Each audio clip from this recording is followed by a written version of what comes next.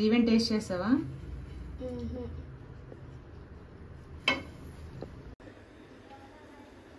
Hi అండి, అందరికీ నమస్కారం. ఎలా ఉన్నారు? అందరూ బాగున్నారా? ఈరోజు అయితే మాకు డిన్నర్లోకి పాలక్ పన్నీర్ అలాగే చపాతీ చేస్తున్నాను.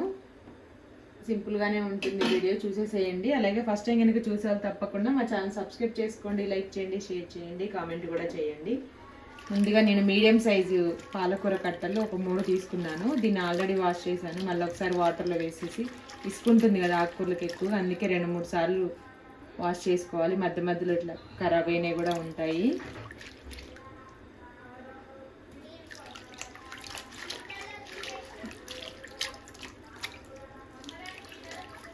ఇప్పుడైతే గిన్నెలో స్టవ్ పైన వేడి నీళ్ళు పెట్టేశాను. అవి కూడా మంచిగా కాగాయి. ఇప్పుడు మనం నీట్గా కడిగి పెట్టుకున్న పాలకూరని బాయిల్ అవుతున్న వాటర్లో వేసేసుకుందాం.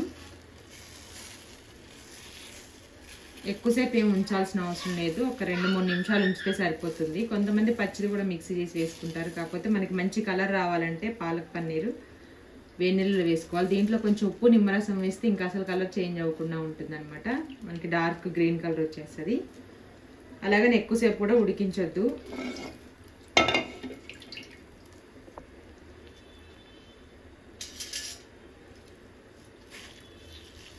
ఓకే అండి, పాలకూర మొత్తం గిన్నెలో అయితే పెట్టేశాను. ఒక 2 సెకండ్స్ 3 సెకండ్స్ ఉంచితే సరిపోతుంది. ఇలాగా తీసుకొని మనం మిక్సీ జార్లో వేసుకుందాము.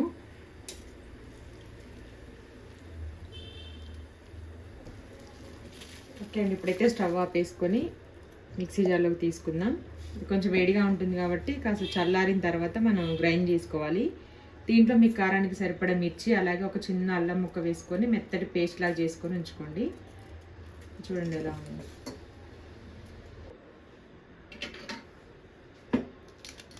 ఇప్పుడైతే మిర్చి కట్ చేసి వేస్తున్నాను. ఇది పచ్చిది ఏం ఫ్రై చేయలేదు. ఈ కారం సరిపోతుంది. అలాగే ఒక చిన్న అల్లం ముక్క తీసుకొని చిన్న చిన్న పీసెస్ కట్ చేసి వేసుకుందాం.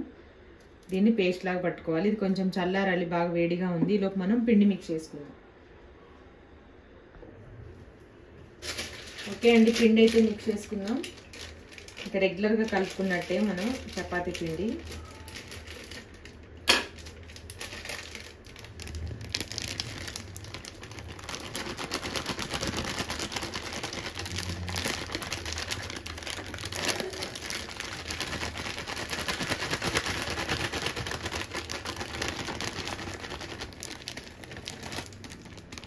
½ కేజీ వరకు వేసాను.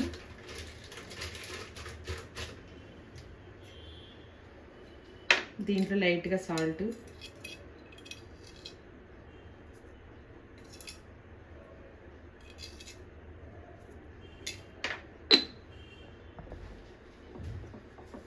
సాల్ట్ వేసిన తర్వాత ఒకసారి బాగా మిక్స్ చేసుకొని కొద్దిగా వాటర్ వేసుకుంటాం. మనం పిండి అయితే మిక్స్ చేసుకుందాం.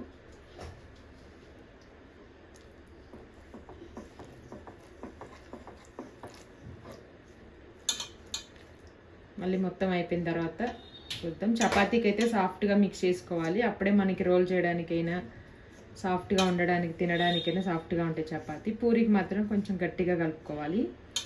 మెత్తగా అంటే మరీ మెత్తగా చేతికి అంటుకుపోయేలా కలపొద్దు. చపాతీ కూడాను సెమీ సాఫ్ట్గా ఉండాలి.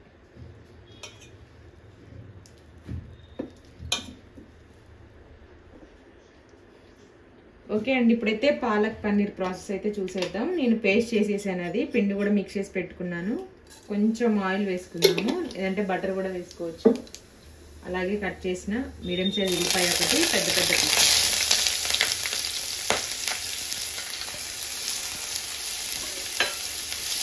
కొంచెం ఫ్రై అవ్వాలి. ఆనియన్స్ అయితే ఫ్రై అయిపోయింది. మనం పేస్ట్ చేసి పెట్టుకున్నాం కదా పాలకూరది, అది దీంట్లో యాడ్ చేసుకుందాం.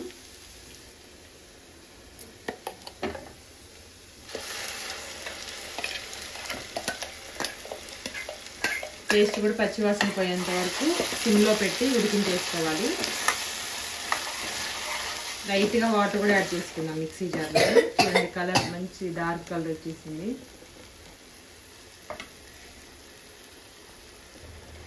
ఇదే మిక్సీ జార్లో లైట్గా వాటర్ యాడ్ చేసుకుందాం. అదంతా ఒకసారి మిక్స్ చేసుకొని ఒక 2-3 మినిట్స్ ఇలా ఉంచేద్దాం. ఇది కొంచెం దగ్గర పడ్డ తర్వాత దీంట్లో పన్నీర్ వేసుకోవచ్చు. థిక్గా కావాలనుకుంటే మనం ఇలాగే ఉంచేసుకోండి. కొంచెం లిక్విడ్లా కావాలనుకున్న వాళ్ళు ఇంకొంచెం వాటర్ యాడ్ చేసుకోవచ్చు. దీంట్లోనే టేస్ట్ సరిపడా సాల్ట్, అలాగే కొంచెం లైట్గా కసూరి మేతి వేస్తున్నాను. తాలింపులో వేసుకోవచ్చు, లేదంటే ఫైనల్గా అయిపోయిన తర్వాత అయినా వేసుకోవచ్చు.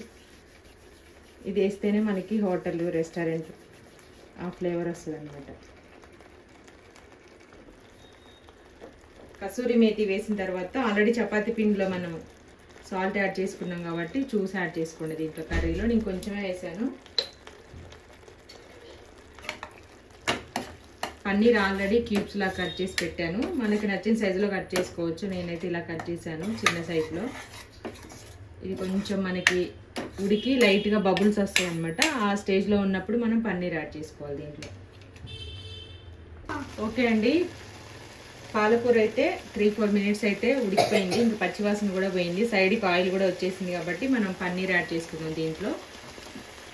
నేను మిర్చి కారానికి సరిపడా వేసాను కాబట్టి ఇంకా ఎక్స్ట్రా కారం వేయలేదు. మీకు ఒకవేళ కావాలంటే యాడ్ చేసుకోండి. ఏంటి ఒక్కసారి మిక్స్ చేసుకుందాం.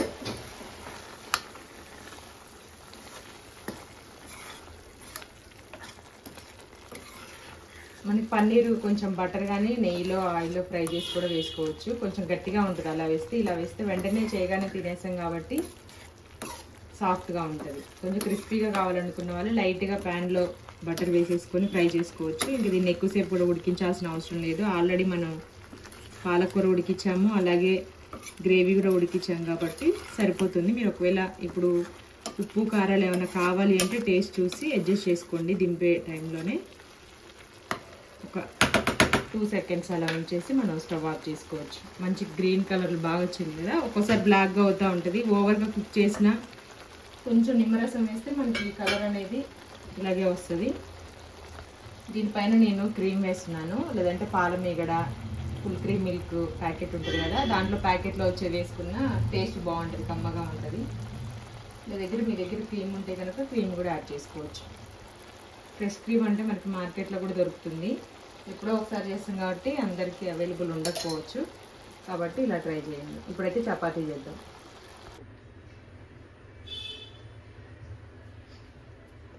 ఓకే అండి, చపాతీ చేసేసుకొని మనం పాలక్ పన్నీర్ తోటి టేస్ట్ చేద్దాం. ఫస్ట్ అయితే స్టార్ట్ చేస్తున్నాను. వీడియో మరీ లెంతీగా అవుతుంది. ఒకటి చూపించేసి తర్వాత నేను ఇంకా కంటిన్యూ చేసేస్తాను.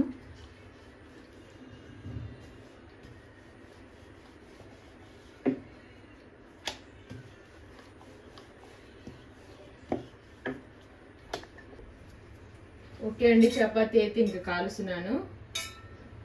ఫోల్డ్ చేశాను మడత చపాతీ. ఇక్కడ కొంచెం నాకు ఇరుకుగా ఉంది స్టవ్ దగ్గర, అందుకే సరిగ్గా రావట్లేదు రోల్ చేయడం.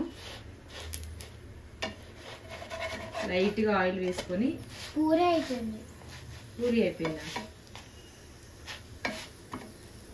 పొంగింది.